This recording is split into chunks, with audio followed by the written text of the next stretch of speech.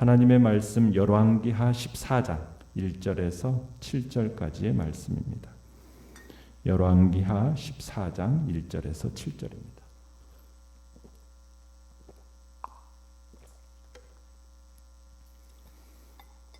열왕기하 14장 1절에서 7절 우리 한 목소리로 같이 읽겠습니다. 시작. 이스라엘 왕 여호아스의 아들 요아스 제2년에 유다의 왕 요아스의 아들 아마샤가 왕이 되니 그가 왕이 된 때에 나이 25세라 예루살렘에서 29년간 다스리니라. 그의 어머니의 이름은 여호앗다니요 예루살렘 사람이더라. 아마샤가 여호와 보시기에 정직히 행하였으나 그의 조상 다윗과는 같지 아니하였으며 그의 아버지 요아스가 행한 대로 다 행하였어도 오직 산당들을 제거하지 아니하였으므로 백성이 여전히 산당에서 제사를 드리며 분향하였더라. 나라가 그의 손에 굳게 섬에 그의 부왕을 죽인 신복들을 죽였으나 왕을 죽인 자의 자녀들은 죽이지 아니하였으니 이는 모세의 율법책에 기록된 대로 함이라. 곧 여호와께서 명령하여 이르시기를 자녀로 말미암아 아버지를 죽이지 말 것이요 아버지로 말미암아 자녀를 죽이지 말 것이라. 오직 사람마다 자기의 죄로 말미암아 죽을 것이니라 하셨더라. 아마샤가 소금 골짜기에서 에돔 사람 10,000명을 죽이고 또 전쟁을 하여 셀라를 취하고 이름을 욕되리라 하였더니 오늘까지 그러하니라. 아멘. 오늘 말씀의 제목은 2% 부족한 아마샤라는 제목으로 말씀을 나눕니다. 북왕국 이스라엘의 여호아스의 아들 요아스가 즉위한 지 2년에 남왕국 유다에서는 요아스의 아들인 아마샤가 이제 왕위에 오르게 됩니다. 내용과 설문제 1번을 보시면 아마샤가 유다 왕으로 예루살렘에서 몇 년을 다스리게 됩니까? 25세의 왕이 되어서 29년간 다스리게 됩니다. 내용과 설문제 2번을 보시면 아마샤가 치른 에돔과의 전쟁은 어떻게 되었습니까? 이제 7절에 보면은 에돔의 영토에 속했던 소금골짜기라는 곳에서 에돔 사람 10,000명을 죽였다고 얘기하고 있습니다. 그런데 이제 이 구체적인 내용은 역대기서에 나오는데 이 에돔 사람 10,000명을 그냥 죽인 게 아니라 바위 위에서 떨어뜨려서 몸이 부서져서 죽게 했다라고 얘기합니다. 에돔을 완전히 정복한 것을 의미하는 거죠. 그리고는 셀라를 쳐서 정복하고 그 이름을 아예 하나님이 정복하셨다라는 뜻의 욕디웰이라는 말로 욕디웰이라는 것으로 바꿨습니다.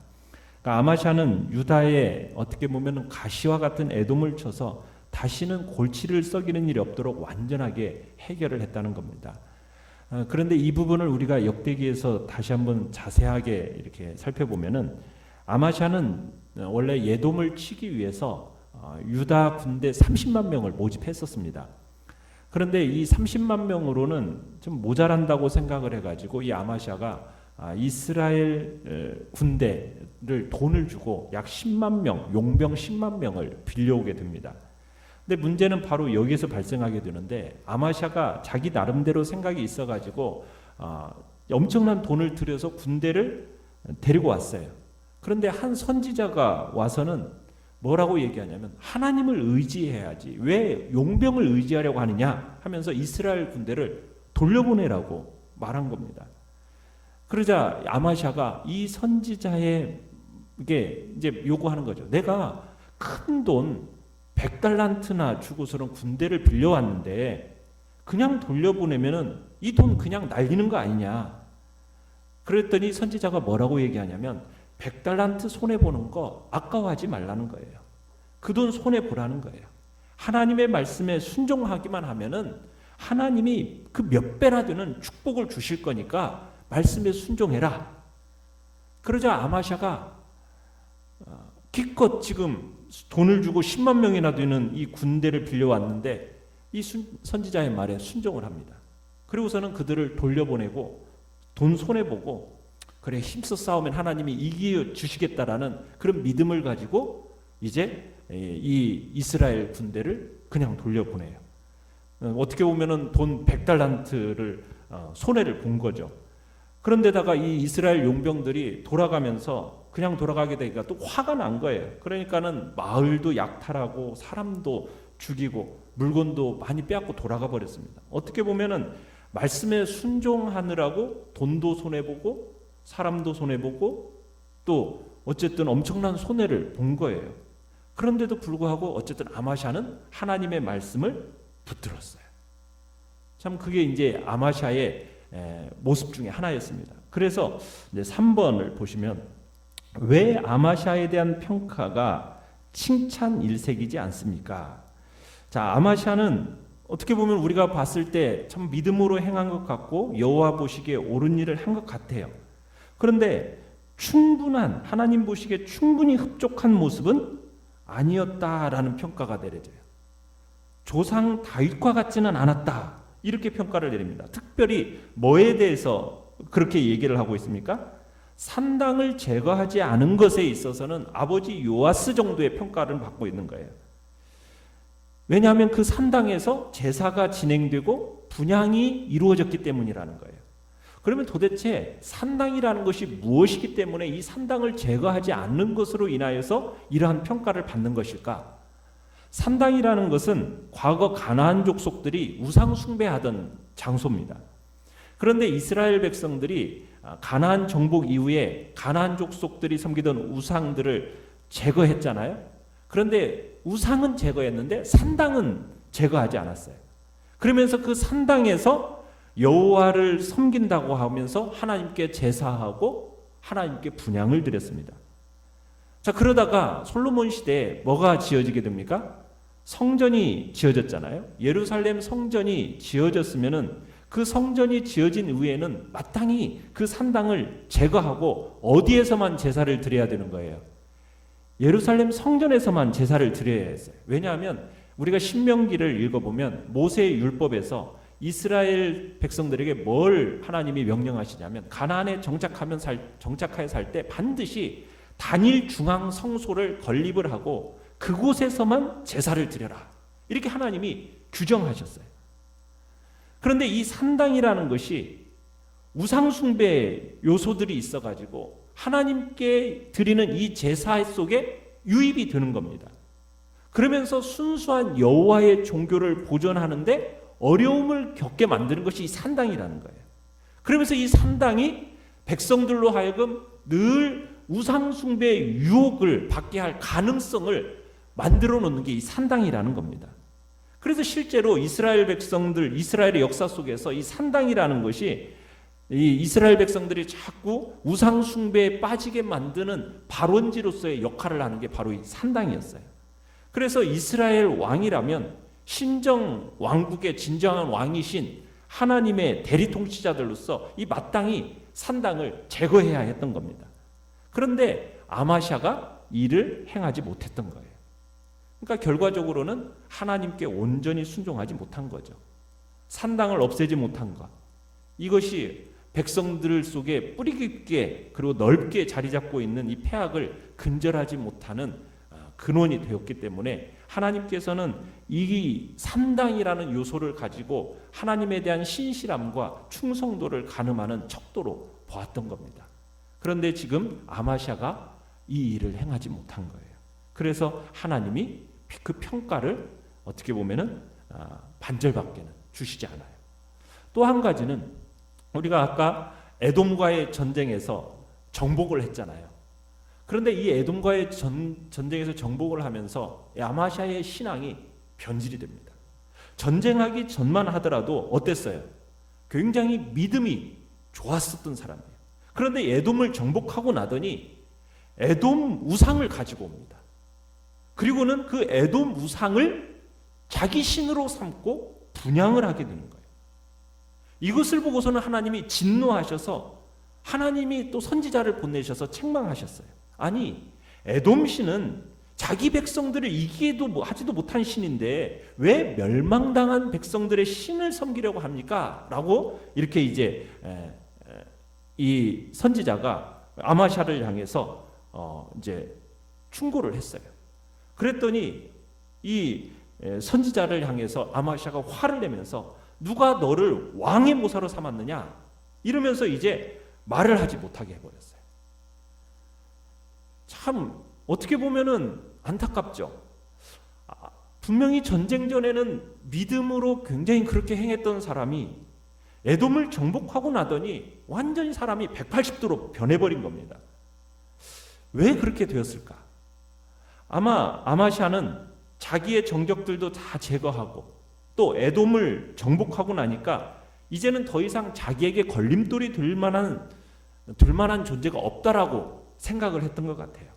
그러면서 이 아마샤가 이제는 자기 마음대로 뭐든지 할 수 있게 되니까 교만한 마음, 그 교만의 꽃을 피우면서 자기 뜻대로 밀고 나가게 되었던 것 같아요. 사람은 누구든지 반대하는 사람도 있고 또 자기 세력이 아직 뿌리를 내리지 못하잖아요. 그럴 때는 어떤 일을 결정할 때에도 참 신중합니다. 무리를 잘 하지 않아요. 그런데 어느 정도 세력이 커지게 되고 사람들이 다 순종하고 반대하는 사람이 없어지잖아요. 그러면은 사람은 어떻게 되느냐? 자기 욕심대로 모든 것을 밀어붙이는 경향이 있는 것을 보게 돼요. 그러니까 아마샤도 에돔 사람들의 그 신을 분향하는 일에 지금 선지자들이 막 선지자가 그것을 막으니까 화를 내면서 입을 다물라고 해버린 거예요. 그러면서 이제부터는 선지자나 그 누구의 간섭도 받지 않겠다. 모든 것을 자신의 생각, 자신의 뜻대로 하겠다. 지금 이런 식으로 아마샤가 나가보는 거예요. 이런 모습을 볼 때 아무리 성경적이고 충성된 사람이라도 큰 승리를 거두고 하나님의 축복을 받게 된 후에 교만하지 않고 처음 믿음을 그대로 지킨다라는 것이 얼마나 어려운지를 알게 되는 거예요. 우리 인간의 부패성이라는 것이 얼마나 참 무서운 것인지를 참 우리는 생각해야 된다는 거예요. 사람이 변질되지 않고 믿음을 끝까지 유지한다라는 것이 참 어려운 일이에요. 그런데 그렇게 지키기 위해서는 우리의 목표를 어디에 둬야 되느냐? 눈에 보이는 성공에 두면 안 돼요. 우리의 목표를 눈에 보이는 성공에 두면 우리의 마음은 금방 교만해져 버립니다. 그렇기 때문에 우리 목표를 어디에 둬야 됩니까? 오직 하나님을 알아가는 데 둬야 되고 하나님의 뜻에 순종하는 데 우리의 목표를 삼아야 돼요. 그래야 성공을 해도 교만하지 않게 되고요. 성공을 해도 크게 성공하지 못하게 되더라도 섭섭함이 없어지는 거예요. 그러니까 우리의 목표를, 우리의 눈을 어디에다 두느냐가 참 중요한 거죠. 하나님을 알아가고 그분의 뜻에 순종하는 데 둬야지 그 보이는 것에 우리의 마음을 두는 순간 우리의 마음은 금방 교만으로 떨어진다는 것을 기억하면서 우리는 주님 앞에서 정말 어떠한 마음의 자세로 살아가야 될지 생각하게 되는 겁니다. 4번 느낀 점 4번을 보시면 강력한 왕권을 구축한 아마샤가 부왕을 죽인 신복들을 처벌하면서도 모세의 율법에 따라 그 자녀들에게 연좌제를 적용하지 않는 것을 보며 무엇을 느낍니까? 참 사람은 감정의 동물이고 또 다 실수가 많습니다. 하지만 하나님의 말씀대로 살 때 그러한 약점들이 극복이 되어지고 현명하게 일을 처리할 수 있다는 것을 우리가 이 본문에서도 느끼게 되는 거예요. 우리가 역사를 보지만 전 세계 어느 나라든지요 반역하면은 어떻게 합니까? 그 사람만 죽입니까? 아니죠. 그 부모든 자식이든 심지어는 구족까지 막 멸하는 그런 일들을 우리는 역사 속에서 많이 보지 않습니까? 왜냐하면 씨를 남겨두면 어떻게 된다는 거예요? 나중에 커서 반역할 가능성이 있기 때문에 아예 그 씨를 말려버리는 그것이 이 세상 역사입니다. 그런데 성경은 뭐라고 얘기하고 있는 거예요? 모세의 율법서에서는 그렇게 얘기하고 있지 않는 거예요. 뭐라고요? 아버지가 자녀 대신에 처형되어서도 안 되고 또 자녀가 아버지 대신에 처형되어서는 안 된다는 거예요. 오직 각 사람은 자신의 지은 죄에 따라서 처형돼야 한다. 이게 모세의 율법이었던 거예요. 그래서 아마샤는 이 모세의 율법을 따라서 자녀는 죽이지 않았다. 지금 이렇게 말하고 있어요. 그러니까 아마샤는 이 부분에 있어서 하나님을 믿었던 거죠. 자기 감정대로 재판하지 않았고 오로지 하나님의 율법을 따라서 죄를 지은 사람만 심판받게 했던 겁니다. 참 이 모습을 볼 때 아마샤라는 사람에 대한 사람이 어떤 사람인지에 대해서 우리가 또한 생각할 수 있어요. 참 자기 감정에 치우치지 않고 대단히 균형 있는 통치를 또한 했던 사람이 아마샤라는 것을 우리가 생각하게 되는 겁니다. 참 우리가 그렇잖아요. 어떤 사람이 미워지면은 그 집 사람들이 다 미워져요. 그죠? 또 어떤 한 부분이 싫으면은 그 사람의 모든 부분이 다 싫어져요. 그러나 그렇게 하는 것은 신앙의 균형을 잃어버리는 거예요. 죄에 오염되어 버린 우리의 양심이라는 것이 참 그렇습니다. 근데 이 양심이라는 것을 어떻게 하면 우리가 선을 행할 수 있게끔 우리로 하여금 만들 수 있느냐? 그것은 바로 오늘 본문처럼 하나님께서 우리에게 그래서 말씀을 주신 거예요. 이 귀한 말씀을 통해서 하나님이 원하시는 뜻이 무엇인지, 그리고 그 뜻을 따라서 살아가는 때 거룩하고 온전한 삶을 우리에게 제시해 주는 것이고 그 삶을 살 수 있게 된다는 거예요. 내 판단, 내 생각을 따라서 살 게 아니라는 거죠. 하나님의 말씀, 그 말씀을 날마다 묵상하면서 그 말씀이 명령하는 대로 살아야 된다는 거예요. 때에 따라서 그 말씀이 우리의 본성과는 어긋날 수가 있습니다. 그런 것을 요구할 때도 있어요. 도저히 할 수 없는 것을 하라고 하는 그런 일도 있어요. 그렇지만 우리는 그 육적인 본성을 물려쳐야 되고 하나님의 말씀대로 살 때 그래야 온전한 삶을 살 수 있게 되는 겁니다. 오늘은 말씀을 분별해내고 그리고 그 말씀을 따라서 성령의 능력을 의지하면서 우리가 생각해낼 때 그 생각이 이성적이고 균형 잡힌 그런 판단을 하게 되는 겁니다.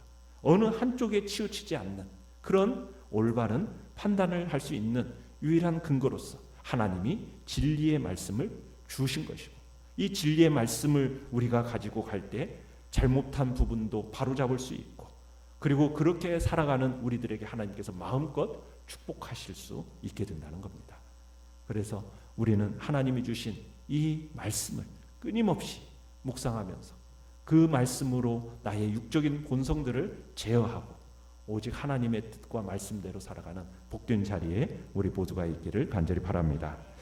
결단과 적용 5번을 보시면 직장이나 교회 등 소속 공동체에서 내가 가진 힘과 권한을 하나님의 말씀 아래 굴복시켜야 하는 경우는 없는지, 그럴 때 어떻게 할 것인지 생각해 봅시다. 내 삶에서 하나님 보시기에 합당치 않은 산당이 있다면 무엇이며 어떻게 그것을 뿌리 뽑겠습니까? 주님 앞에서 또 마음속에 생각하시며 결단하시기 바랍니다. 기도 제목 같이 읽겠습니다. 오늘의 기도 시작. 제 감정과 의지를 하나님의 말씀에 굴복시키며 더욱 성숙한 신앙으로 나아가게 하소서. 아멘. 말씀을 생각하면서 기도하시고 연약한 우리의 지체들을 위해서 기도해 주시며 또한 이 코로나19 바이러스 시대 속에서 하나님의 긍휼과 자비가 또 주의 백성들과 또 교회 안에 나타나도록 또 수혜를 당한 이들에게 하나님의 은혜를 달라고 또 큰 비가 온다는데 하나님께서 이 땅에 또 긍휼하심을 베풀어 달라고 시간 주님의 은총을 구하면서 주여 세 번 부르짖며 나아갑니다. 주여 주여